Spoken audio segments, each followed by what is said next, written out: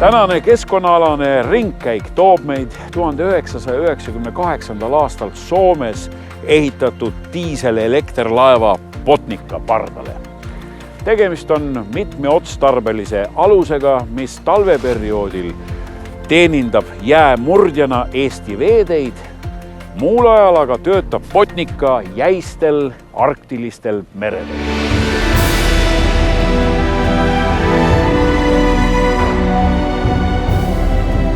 Tervitus, mina olen Marko. Tere, Ülo. Ülo, mis ametimees sina oled? Mina olen viimased 10 aastat Tallinna Sadama tütarfirma T-Shippingu juht. Ja T-Shipping ilmselt siis, ma saan aru, miks ega me siin asjatu ees ei saa, eks ole, opereerib seda võimsat alust, mille nimi on Botnica. Mis laev on Botnica? Botnica on, nii nagu enne muist laevajuhtide esimesel kursusel räägiti, ülikeerukas insenerlahendus, mis on suuteline mere peal ujuma ja tegema kõikvõimalikke keerukaid töid. Ja Botnica on selles suhtes eriti keerukas laev, kuna ta on rahvusvahelisest mõistes tiipi 3. klassi ehk siis dünaamilise positsioneerimise 3. klassi polaarlaev. Ja mitu klassi üldse on? Ja 3. on kõige kõrgem. Ja meil ongi kõige kõrgem klass, nii et me oleme kõige parem laev. Väga dünaamiline ja väga positsioneeritud laev. Absoluutselt. Miks seda positsioneerimist, seda dünaamilist positsioneerimist tarvis läheb? Kuna me oleme töötanud nii tuuleparkides mere peal kui naftatööstuses, siis opereerimine kõikvõimalike selliste ülikallite objektide lähedal, olgu need tuulikud, olgu need naftapuurtornid, gaasipuurtornid või veel muud tehnikat, eeldab seda, et see laev, mis seal opereerib, on suuteline seisma ühe koha peal ilma trossideta, ilma ankruteta, vaid oma vintide jõul.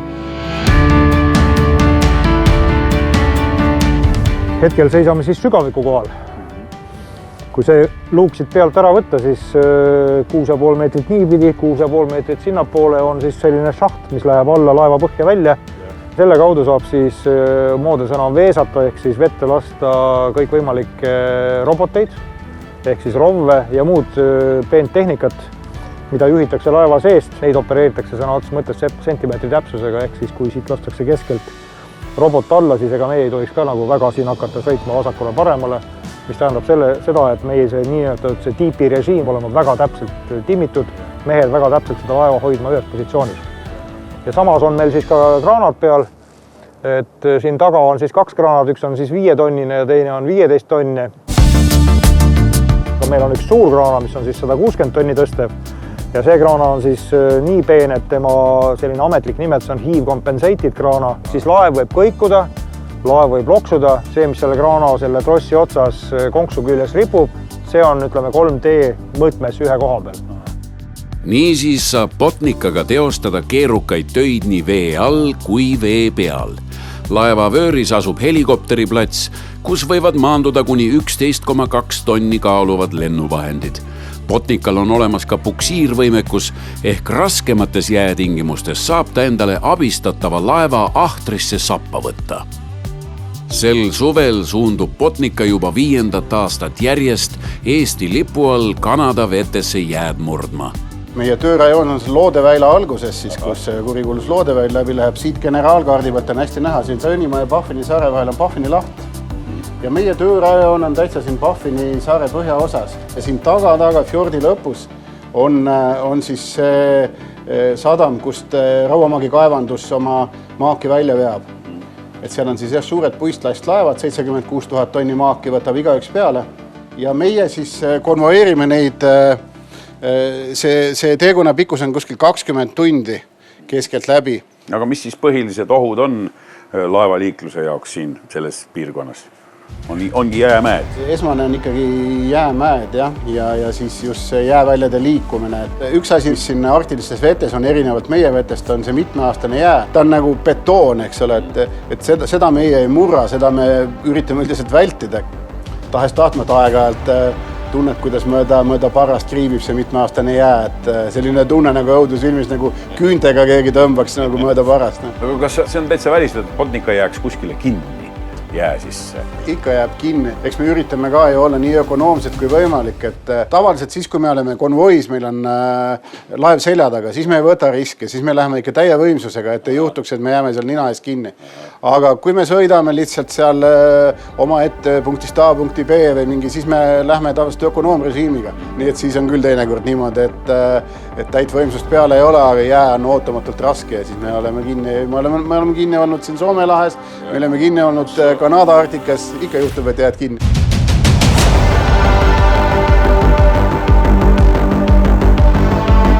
No kui suur see ohvitserkond on kokku, kui te lähete sinna kaevandusse näiteks? Sillas peab olema tagatud laevajuhtide topeltvaht nii jäämurdes kui ka dünaamilise positsioneerimise režiimis. Selle tõhtu ongi meil siin kapten vanem tüürimees, 12 tüürimeest ja 3, et tagada ööpäevaringne topeltvaht. Meil on muidu opereerimise suurus on 20 inimest, aga miinimum, see ohutu mehitatuse miinimum on 16 inimest. Ja Kanadasse minnes nüüd ongi meil see ohutu miinimum peal, kuna Kanada poolt tulevad veel oma töölised, et töö käib ju Kanada sisevetes, siis seaduse järgi on teatud osa on Kanada meeskonnast, et tavaliselt 8-9 inimest ja lisaks Kanada meeskonnale oli veel enne koroona aega, nüüd 2 viimasel aastal ei ole olnud, aga olid kohalikud inuidid, olid vaalavaatlejate grupp. Läbi sellise loodusvaatluse kaasatakse kohalikku kogukonda. Nii, ja nüüd jõuame siis laeva südamejuhtpultide juurde, ehk siis peamasinate juhtpultide juurde. Need on terved suured arvutiprogrammid, mis siis näitavad kogu meie vindisüsteemide tööd, peamasinate tööd, mida meil on siis lausa 12, 6 generaatorit on suur peal, ka selle tööd näitavad kõik need displeid, mis siin on.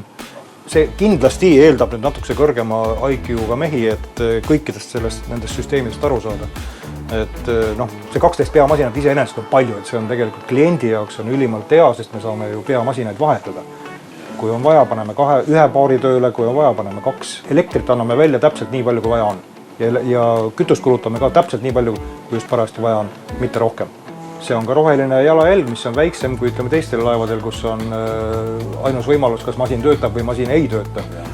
Ja siit edasi minnes jõuame siis meie südamete juurde. 12 peamasinat. Ja seda laeva kruvi siis ajab ringi elekter? Puhtalt. Tähendab, ta ongi diiselelekter just nimelt selle pärast, et siit me toodame elektri, mis läheb siis juba vindisüsteemide peale ja vindid ise on piltlikult öeldes elektrimootorid. Seal käivad siis väga erisegused õlid sees veel, mida me oleme üritanud viia siis bioõlide peale, ehk siis kui vindisüsteemis peaks midagi juhtuma, õli peab sealt välja mingil põhjusel tulema merevette, siis bioõlidega ei juhtu midagi, see lihtsalt lahustub seal ja nii on. Kõik laevasüsteemid peavadki olema just nimelt nii ehitatud kui ka ekspluatatsiooni ajal kasutatud selliselt, et mitte mingil juhul aktilises vööndis ei tekitaks mitte mingisugust reostusohtu, keskkonnaohtu. Mis selle ukse taga siis on? Oi, siin on üks peenaparatuur. See on siis see ruum, mis on rohelise looduse säilitamiseks ülioluline. Kõik see must vesi, mida laev toodab, pesuvesi, tualetivesi, et seda üle parda ikkagi niisama Balti meres ega siin Soome laes pumbata ei saa, ei tohiks. Nagu veepuhastusjaam? Veepuhastusjaam, täpselt nii. Ja vee valmistamise jaam isegi. Nii et kui me näiteks tahaksime ka soolasest veest teha magedat vett, millega näiteks pesta, siis siit see kõik tuleb. Ja nüüd jõuame meeskonna toitlustuse plokki, ehk siis meie keeles restoran. See terve plokk siitpoolt sinnapoole ja siitpoolt sinnapoole, need on ainult külmutuskapid kõik. Ehk siis kui me läheme 6 kuuks välja, siis arvestage, et need on suht täis siin kõik. Ja meie jaoks üks ülioluline teema on kõikvõimalik prügi, kuna Kanadas absoluutselt mitte ühte asja üle parda visata ei tohi. See on täiesti keelatud, et kui sa ühe tilga näiteks mingi õliprodukti üle parda lased, siis hakkab trahv kusagil $150,000 pihta ja läheb üles miljonitesse. Ehk siis me üritame seda kõiki absoluutselt välistada. Kõik prügi, mis me toodame, see kas siis tehakse pakkidesse ja säilitatakse kusagil kuni Tallinnani või põletatakse ära. Meil on ka see võimalus olema. Rohelise jalajälje kõrval mõeldakse Botnica pardal ka meeskonna heaolule. Lisaks jäämurdmisele saavad mehed õhtuti jõusaalis rauda liigutada, kondid saab üles soojendada saunades, laevas on mitmed puhkeruumid ja eraldi konverentsisaal. Olemas on ka täielikult varustatud haigla, kus saab häda korral operatsioonegi läbi viia. Ja igale merekarule on mõistagi tagatud privaatne kajut. Palju siin kajuteid kokku üldse on? 72 kajuti kohta on ja kajutid on enam-vähem ühesugused, ehk siis selline tüüpiline reisilaeva kajut, ütleks isegi tallingilik, kuna ikkagi Soomes ehitatud. Ja mis on nüüd suur erinevus on see, et meie kui offshore laev omab niivõrd palju asju, ütleme kajutis, on see siis televiisor, raadio, telefon, oma SAN-sõlm, mis on kindlasti ülioluline, et meid kuskil ei pea koridori peal käima. Ja sellepärast on võib-olla Botnica nagu hinnatud töökoht ka, et kuna ta on ikkagi teine kodu, siis kõik see, mis teeb sinu olemise laevast paremaks, et see on nagu enam-vähem siin olemas merenduse mõistes. Kajut loomulikult võiks suurem olla ja rõduga, aga meil on garanteeritud merevaade kõigil, mis on ülioluline, mida nüüd Tallinna kontorites suuremalt jaolt ei ole, meil on. Ehk siis meile tööle tulek garanteerib siis ka ilusa vaate mere peale. Meeskond tõesti hindab seda laeva. Meie kaadrivoolas on siin aastaid 0 olnud sisuliselt, kui sa lood meestele ikkagi normaalsed tingimused, miks mitte püsida. Päris kindlasti meil iga mees laeva tööle ei saa ja meil on selline omavaheline selline, ta küll päris nali enam ei ole, seda kipub kangesti tõe pähe olema, et kui sul ei ole just sellist 15 cm pakki sertifikaate ette näidata, mis näitavad sinu kvalifikatsiooni, sinu oskusi, siis meile nagu väga asja ei ole. Sest mehed oskavad lennuvahendeid vastu võtta, ära saata, päästa, mehed oskavad inimest elustada kõikvõimalike vahenditega, nad oskavad kõikvõimalikke niinimetatud offshore tööd teha, on see siis gaasitööstus, naftatööstus, tuulepargid, et see on terve kompleks kõikvõimalikke oskusi, mida ikkagi mehed peavad oskama ja neid mehi Eestist leida on iseenesest juba raske, kuna neid seda klassi laevu meil ei ole. Meil on küll suured plaanid olnud, kuidas me neid laevu hakkame siin ehitama, aga lootus jääb. Ja kui nüüd tulevad veel tuulepargid, ma usun suht lähiajal, siis me igatahes pretendeerime tuuleparkide hoolduslaevastiku omanikuks, ehk siis me kindlasti tahaks hakata kas siis ehitama või ostma sobivaid laevasid, mis siis teenindaksid Eesti tuuleparki, et see on meil täiesti uus teema. Ja ma usun, et see juhtub üsna varsti.